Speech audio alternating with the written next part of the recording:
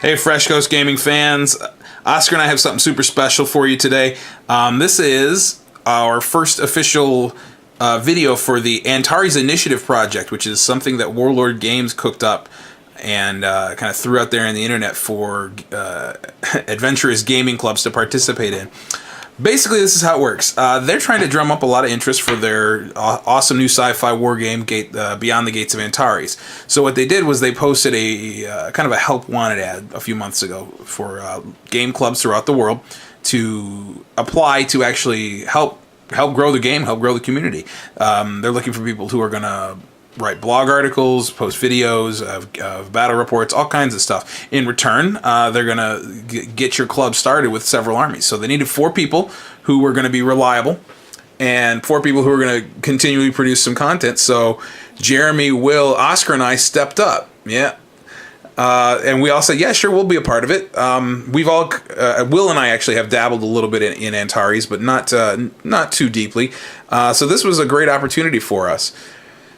Of course, we sent in our applications, we get all our contact info sent, Jeremy took care of all that for us, and sure enough, we were one of the clubs selected. They originally only planned on getting 4 clubs involved, but then they had such a huge response that they opened it up to 8. Not only were we one of the 8 clubs selected worldwide, we're the only club selected to be a part of this project in all of North America, so we need to represent seriously hardcore with this, the entire thing, right? So we're going to be making some videos, talking about the game, doing some more battle reports. You've hopefully seen a few of them that we have on the channel already. We're going to be talking about the game a lot on the blog. We are each responsible for posting some blog articles to Warlord Games, but we're also going to have everything double posted on our blog as well. But we'll cross-link everything so you can see it all over the place. It'll be on Facebook, the Fresh Coast Gaming blog, and Warlord Games as well. So anyway, the one drawback that we had, being the only North American club, was that we had to wait a little longer to get our goodies in the mail. Everyone else got theirs towards the middle of last week. We had to wait till today because, of course, UPS doesn't deliver over here on Sundays. So today is the day, though. We got ours. I know Jeremy got his. I just picked up Oscar from school. He's like barely containing himself. He's like, "Don't cut it open. I want to cut the box open." So what we're gonna do is just do a quick unboxing. We're gonna take a look at everything that Warlord sent us, and then talk a little bit about why we chose what we chose. So here's the giant box. Oscar has got a knife, and yeah, I trust him with it. He's going to carefully cut through the tape on the top. Okay, Yeah, go ahead and punch it right through the tape. And there you go, drag it all the way across. that's the tough part. Yeah, that's the tough part because you're going right through all the packing info. Watch your hand. No. Don't go backward. There you go. Alright, that should be enough. That should be good enough. So, I'll take the knife and I'll close that up and you can just pop that sucker open. Yeah, boy. Alright, hold on. Did it say something? Nope. Just who packed it. Alright, go ahead. Pull that cover off and let's see all the goodness that is Gates of Antares. Wow. Alright, there's a ton of stuff in here. Yes, this is both of our collections. So there are 2 500-point armies in here, or there should be. Yeah, I see your Boromites and my Freeborn is here as well. So let's start taking out some of the models, shall we? Let's start with my selection. I love the Freeborn. When the game first started coming out, I really liked their look. I like the idea that they have like cloaks, and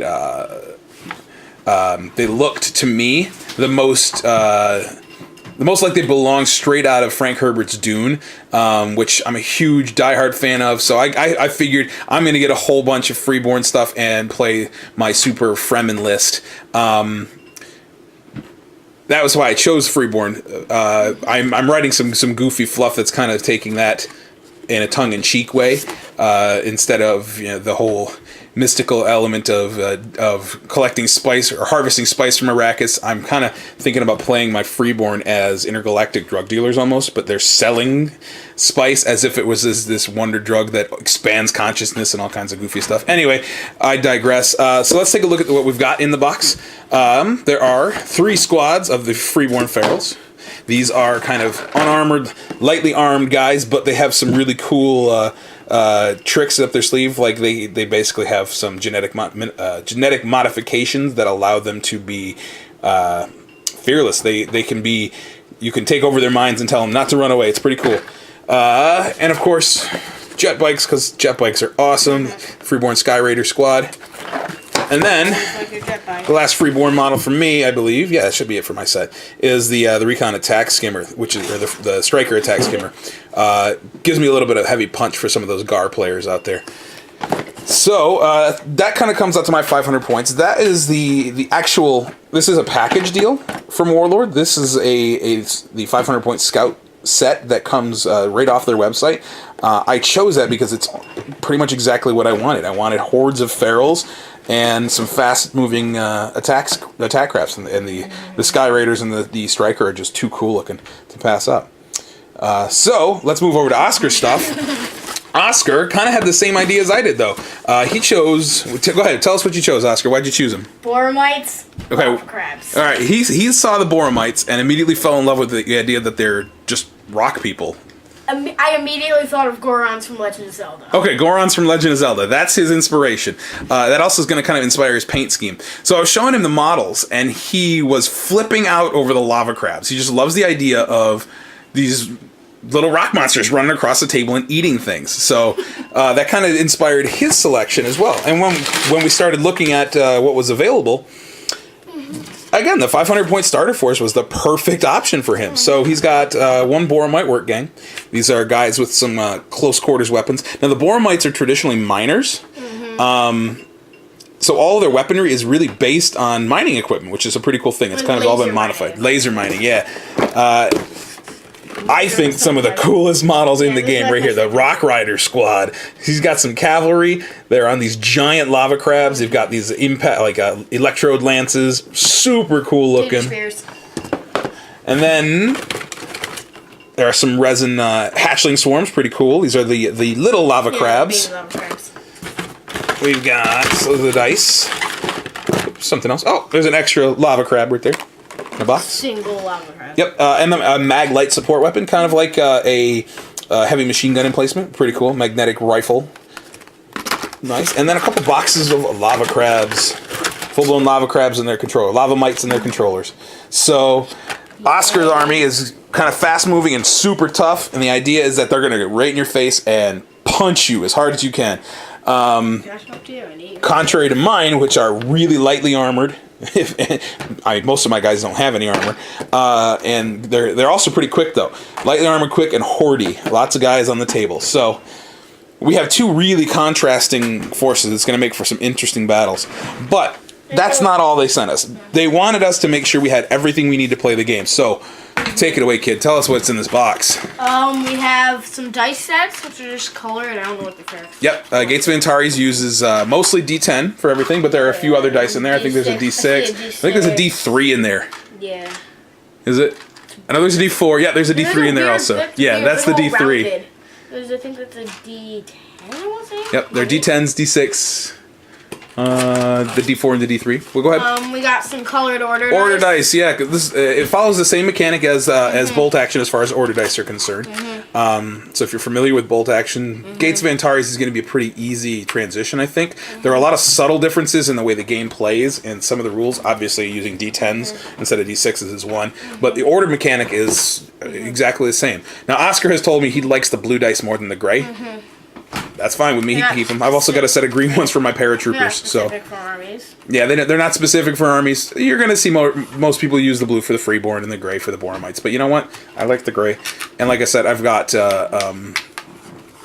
green ones for my airborne as well. And honestly, my paint scheme's actually going to match that a little bit more. So thank you, kiddo. What else we got in the box? Order dice. We got some tokens. Template sets. Yeah, we've got blast markers. These are the batter shield templates. They kind of sit in front of your vehicles and make it more difficult to shoot through. Super cool. Those are pin markers. Yeah, those are the pin marker sets. Cool. They're like 3D explosions. Now, I've seen these built and put together. They really are sweet looking. I think, though, they're a little hard to read, so we might do some painting on these. just to make the numbers a little more. Oh, you like to pop out a little more. Yeah, the flame goes in the hole in the top, and you turn it to see how many pins are in the unit. Oh, I thought you just like clicked them in, and then that was one pin when you placed them out. No, they're actual pin counters. Yeah, they're pretty cool. And if you've ever seen any of our bolt action videos, or you've been lucky enough to play bolt action with Mike or anyone in the club, you know that we have a company that we use to make pin markers for us. They're really cool. Mike has been talking about getting some custom Fresh Coast ones put together for us also, so we might end up using those in battle reports as well. Anyway, last but not least, rulebooks. 2 copies of the rulebook, one for each of us. Yeah, so Oscar's got some reading to do. I'm pretty familiar with it, having read the copy I already bought a few months ago.